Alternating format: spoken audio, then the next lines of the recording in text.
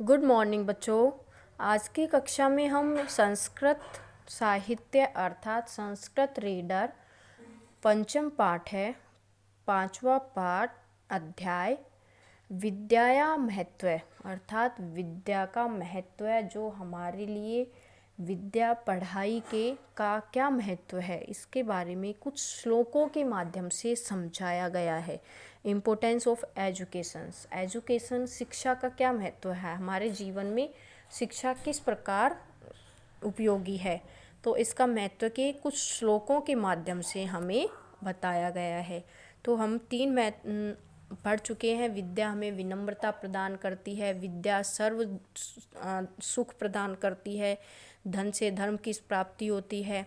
तो इस प्रकार और विद्या जितना हम खर्च करते हैं उतना ही बढ़ती जाती है, और जितना विद्या को हम संचय करके रखते हैं अर्थात हम उसको बटोर कर रखते हैं, उसको छुपा कर रखते हैं, तो वो क्या होती है, उतना ही विद्या घटती हुई जाती है। तो इस प्रकार विद्या के बारे में ही बताया गया है। तो हम आज पढ़ेंगे श्लोक नंबर 4। अनेक संशयोच्छेदेति परोक्षार्थस्य दर्शकं सर्वस्य लोचनं शास्त्रं यस्य न अस्त्यन्ध एव से। क्या बताया गया है? विद्या अनेक शास्त्रों में से भी विद्या ऐसा शास्त्र है जिसमें हमें जो छुपा हुआ शास्त्र है, जो हमें जिस चीज़ के बारे में हम नहीं जानते हैं, अर्थात ये कहें कि विद्या एक ऐसा शास्त्र है जो हमारी जो बुराइयां हैं, जो हम जिस चीज़ की हम नहीं जानते हैं, उसको हम शास्त्रों में खोज कर उसका दर्शन कर लेते हैं, अर्थात उसका समाधान ढूंढ लेते हैं। क्या होता है, जो पढ़े लिखे व्यक्ति हैं, जो पढ़ना जानते हैं, वो अपना समाधान शास्त्रों में ही खोज लेते हैं।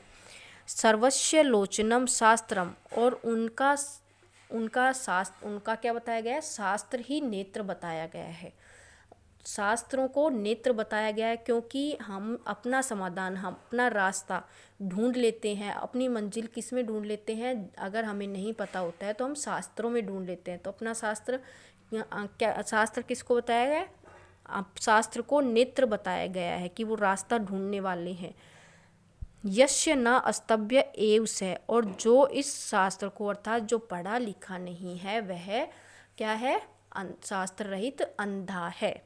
उसको क्या बताया गया है? जो पढ़ा लिखा नहीं है वह उसको अंधे की उपाधि दी गई है। उसके नेत्र ही नहीं बताए। हमारे नेत्र किसको बताए गए हैं? शास्त्रों को, अर्थात पढ़ाई विद्या को। तो इसमें बताया गया है कि जो शास्त्रों को नहीं जानता, अर्थात जो पढ़ा लिखा नहीं है, वह किस प्रकार का है?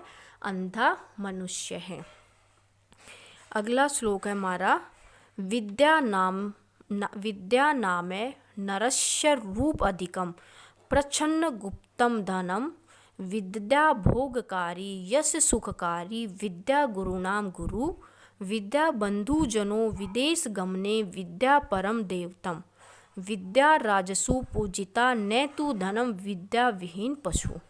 क्या बताया गया है? विद्या मनुष्य का सबसे सुंदर रूप बताया गया है। विद्या नाम को, जो विद्या नाम है, हमारी जो पढ़ाई है, उसको मनुष्य का सबसे अधिक सुंदर रूप बताया गया है। प्रच्छन्नम गुप्त धनम है, और इसको छुपा हुआ अर्थात गुप्त धन, प्रच्छन्न मीन्स गुप्त धन, प्रच्छन्न गुप्त छुपा हुआ धन भी बताया गया है। विद्या भोगकारी है, विद्या क्या है? हमारी सुख सुविधाएं हैं, भोगकारी है। यश सुखकारी, और यशकारी है तथा सुखकारी है, सुख प्रदान करने वाली है, यश देने वाली है। विद्या गुरु नाम गुरु है, विद्या तो गुरुओं की भी गुरु है। विद्या बंधुजनों विदेश गमने, विद्या देश विदेश जाने पर क्या है? हमारे भाई बंध हैं। अगर हमें पढ़ाई आती है, हम कहीं दूसरे देश में जाते हैं, तो हम किस प्रकार बातचीत कर सकते हैं? उस पढ़ाई के माध्यम से हम दूसरे लोगों से मुलाकात कर सकते हैं। अगर हम अनपढ़ होंगे, हमें पढ़ना लिखना ही नहीं आएगी, तो हमें बातचीत करने का तरीका भी नहीं आएगा। तो वहाँ क्या हो जाते हैं? हमारे सब भाई बंधु हो जाते हैं। तो किसके कारण से हुए? किसकी वजह से हुए? हम विद्या की वजह से। तो क्या बताया? विद्या विदेश गमने, देश विदेश में जाने पर क्या है? हमारी बंधु भाई बंध है। विद्या परम देवतम, और विद्या क्या है, सभी देवताओं में श्रेष्ठ देवता के रूप में माना गया है।